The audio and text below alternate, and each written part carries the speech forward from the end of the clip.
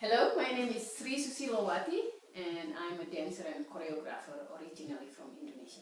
And I train in classical and traditional Indonesian in the form of Sundanese, Javanese and Balinese dance. I would like to see that this traditional and classical form is not just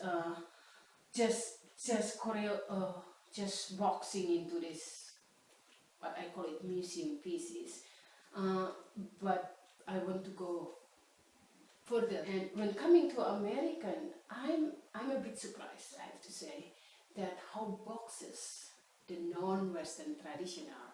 Typically, they were seen as the ethnic.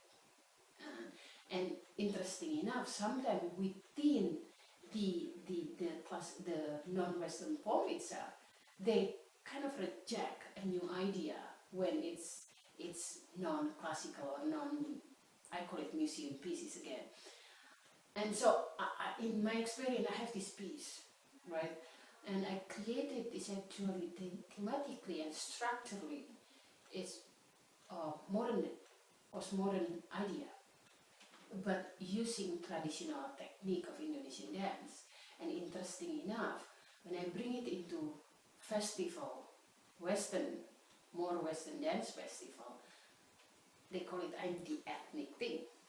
But then when I offer this to the other festival, that more non-Western festival, and they call it you are not ethnic enough. So it's the same piece, but rejected in both sides. And to me, just like, wow, this is interesting. Maybe this is a challenge for me to work more. And interesting enough, that piece is also actually was presented in Kennedy Center. After coming to the US, I went to UCLA, World Arts and Culture, getting my MFA degree, and I was lucky enough to work with many professors there, in particular David Rousseff and David Kier. And they actually understand the feeling I'm in, that being boxes into certain category. And they also inspired me to work within my ideas of, I'm using my traditions, but then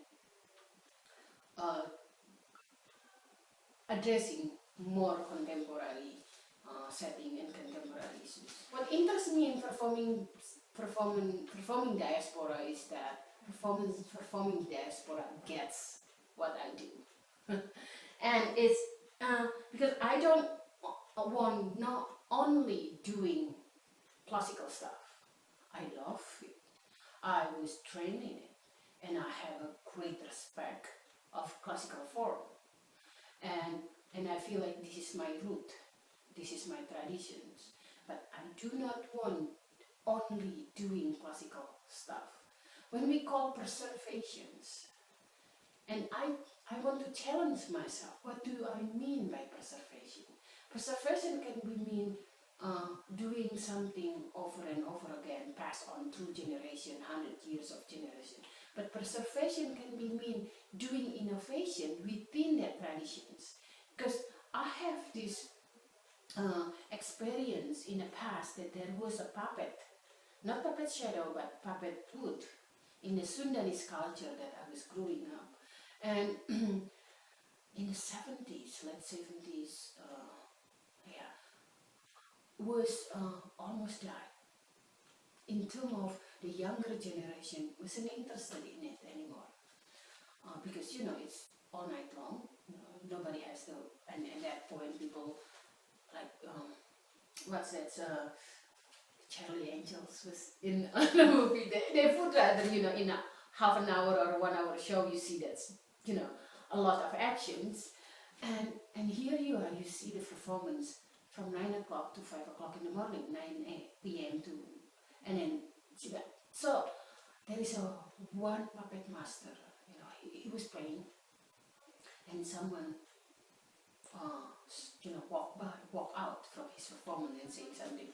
Oh, I would rather go to sleep than you watching this boring performance. And of course, it hurts his feeling. So what he did is that he said he has two sons. He blew into one son's mouth and one son's hand, and then they grew up to become a skillful puppet master one is very skillful with the literature and playing around with the technique of, making it much more adaptable and understandable by the new generations. The other one is skillful with the technique of using the puppet, because they have puppet that can go, what you call it, projectile vomit, for example.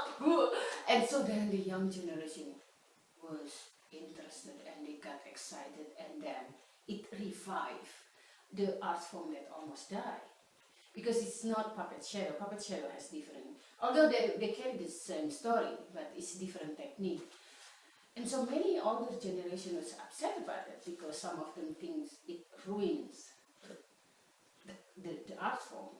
But to me, they're doing innovation preserving the culture. And because if you don't feel connected, if the younger generation don't feel connected, the art form dies. The art form. My project is about our aesthetic choices shape who we are, or in this case, in my case, is more we are what we eat. My project is about. My title is Eating Dance, but it's not completely just about the eating itself, but there is a sub-theme, which is I want to explore the difference between movement and looks. I'll give you an example. If there are two dancers, advanced dancer and intermediate dancer, but then they perform together. Let's say they do Indonesian dance. Western audience doesn't really know Indonesian dance. Intermediate dancers are prettier. The advanced dancer, however, not as pretty. And of course, pretty is also subjective, right? But let's assume this is what we believe in, one prettier than the other. The truth is, most of the time, people miss the more advanced dancer because they're more mesmerized to physicality and the visual of this beautiful dancer. I love when people not in my traditions doing my traditions, because that means we more introduced to more people. And I've been teaching in many different settings. I've been teaching to Indonesians and I've been teaching to non-Indonesia. In fact, this is interesting enough. The best dancer in my class is actually the non-Indonesians, because the Indonesian are always coming. They're Indonesian, but they're born or grew up here, so they don't really know the culture. But then they have this attitude, I own a culture. But to me, it doesn't matter who they are. You could be white, you could be black, you could be Indonesian. If you're doing Indonesian dance well, you actually represent the culture. And to me, that's much more important than the skin or the race of the dancer. I work hard as an Indonesian to be an Indonesian, to be good in what I do. So that's what I expect. Respect to the culture. People can do any Indonesian dance or any other culture. The most important thing is what you're gonna do with that. Do you respect it and you work hard? What I object is, however, is when people think that's but you learn Indonesian dance for a week or a month or a couple months and they think it's okay, I master it. And that's what I object. And then they fuse it with something different. And to me, I feel sad because you only touch the surface and you're fusing it and you never know, maybe it's not intentional, but you actually disrespect the culture. What I love about my art form, Julia Child said why she loves about French cuisine is because it has rules. The same thing with me, with Indonesian dance. The tap, flamenco, Mexican folklorico, Bharatanatyam, all using wonderful footwork. But why? One called tap, one called flamenco, and what's the difference? It's in the techniques, because the techniques has rules.